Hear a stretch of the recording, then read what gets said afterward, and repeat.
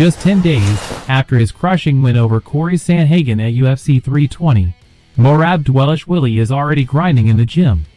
And not just easy drills. I'm back, mother. Let's go. December 6th. Veteran, come to US, and I'm waiting for you. He's gone straight back into heavy sparring. Corey Sandhagen openly admits he misjudged Merab Dvalishvili's striking power.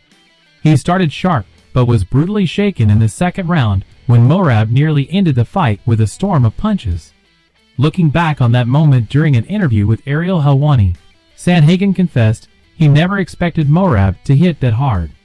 Sandhagen even praised Merab for his quick turn. It was tough because, like, if one of my fighters would have made that mistake, I would have been like, dude, don't try to catch him in between his punches against the cage. Like, that's a bad idea. And then also it's really tough too because with those little MMA gloves, you have to be so precise with like covering yourself as you're throwing punches. And it was totally just a left hook. I threw a left hook at the same time that he threw a right hand, and it just bounced off the top of my head and sent me spinning for a second. And there's just like such little room for error in those little gloves. But also, man, good on Merab. He was a strong little hard hitting guy that I didn't expect. Against Peter Jan at UFC 323, calling him an absolute beast. Meanwhile, Ian Gary didn't pull any punches about yesterday. Leon. He's coming back December 6th. Are you surprised he's coming back so soon? Yeah, he's an animal for that. All the respect in the world for that, because he doesn't have to do that, but he wants to do that. And yeah, that dude is a unique individual, and good for him for fighting again that soon, because I would never do that. Edwards in his chat with Ariel Helwani, Gary boldly claimed Edwards stands no chance against his next opponent, Carlos Bratz, and said he was stunned the ex-champion even agreed to the fight. Gary added with zero hesitation that Edwards should probably retire from MMA right now. He even joked that he wouldn't lose any sleep. Does that mean you think he beats Leon? I think he's an absolutely startling. Okay, wow. Like, not even close? No. You think Leon's done? I've been saying this for a long time, my friend. Right. Okay. I've been saying it for a long time. I think he should be retired, and we might see that. And you'll never get to fight him then? I'm shocked he took the fight in the first place. To be honest. He's been shouting and screaming about wanting to fight a striker for so long, and now he's got his opportunity, and I think he's going to absolutely punch round him. Gary also added that he wouldn't be bothered if Edwards hangs up the gloves without ever facing him. No, it doesn't bother me. I have no interest ever for him to ever earn any money off me doing all the hard work of being the more interesting fighter, and him get any way, shape, or form some financial benefit.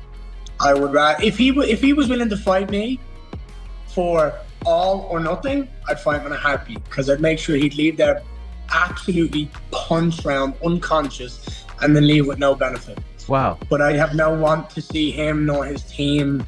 If Edwards hung up the gloves without ever stepping in the cage with him. Speaking of Ian Gary, his upcoming rival Belal Muhammad fired back, accusing him of ducking a 5-round showdown. On X, Belal wrote, "Ian, how can you call for a title shot if you're scared to fight 5 rounds?" When a fan asked if the fight really wasn't booked for 5 rounds, Belal cheekily replied he wouldn't do it unless it stayed at 3. Michael Bisping couldn't hold back either.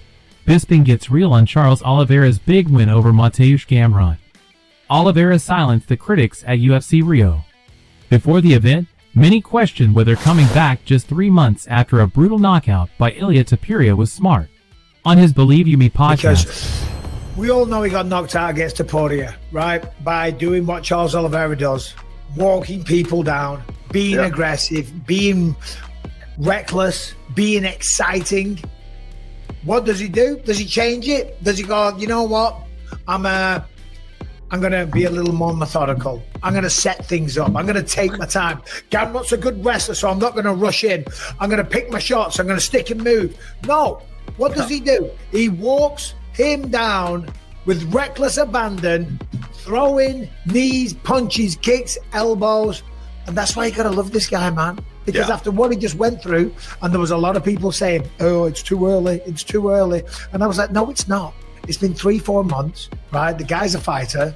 He wants to eradicate that loss. He wants to show the world that, hey, I'm not finished yet. 3 months is plenty of time. Now, I'm sure there's some scientific, buffoons out there, some doctors or whatever that say, well, technically you need a certain amount of time and blah, blah, blah. No, we're cut from a different cloth. He's a fighter. He's fine. Okay, he's good. And he just proved it.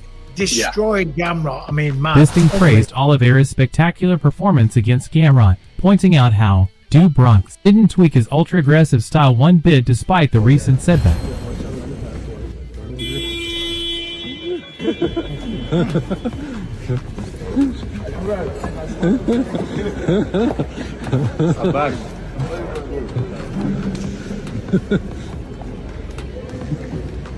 Big guy, huh? You can fight people, bro.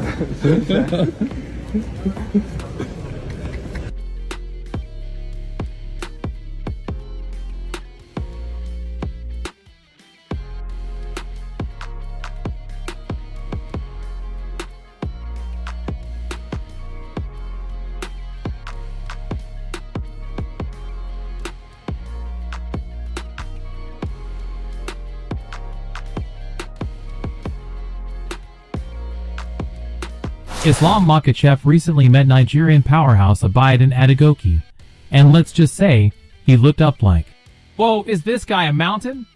Ilia Topuria might soon become the face of UFC's new chapter on Paramount.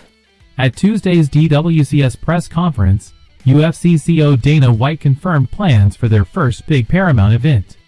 With major stars on the sidelines, fans are buzzing about the undefeated... Everyone keeps asking you about the White House card.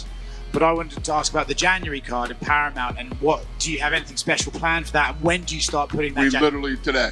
Matchmaking was today, and we started working on the first Paramount card today.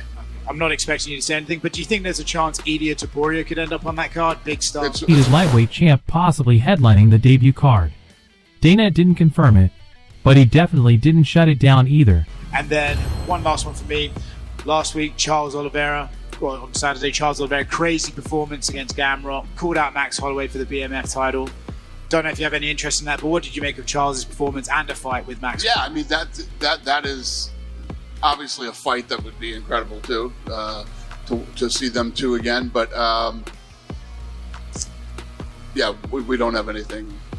We talked about it today though. He also teased the possibility of Charles Oliveira finally getting his dream fight against Max Holloway for the BMF belt. UFC veteran Matt Brown isn't buying the company's handling of Conor McGregor's suspicious 18-month suspension. After the UFC cut ties with USADA, they rolled out a brand new anti-doping program under CSAD, an agency funded entirely by the promotion itself.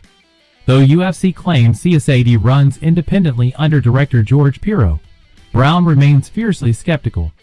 Speaking on The Fighter versus the Writer, Brown questioned whether McGregor's suspension, or any suspension, means anything in a system the UFC fully controls. He said, UFC controls the doping. Who's to say they're not letting some fighters cheat without saying a word? They could easily do it, and no one would know. Do I think they're doing that? It doesn't even matter. The fact that they can, that's what's scary. He added sharply, if they're holding a massive White House card next year and Conor fails a test the week before, are they really pulling him from the card? Seriously, are they? Brown didn't stop there. What if John Jones or Alex Pereira test hot the same week? Are they canceling the main event? That's exactly why they ditched USADA, to keep control. MMA means time, because we all need a good laugh after all that chaos. Boxing glove. Number 3 meme? Shout out to Robert. Number 2? Smash Talk brought the heat. And number 1 meme? Yep, posted by yours truly. Thanks for watching. If you enjoyed this content, smash that like button and hit subscribe to stay locked in with all the latest MMA news. Fire!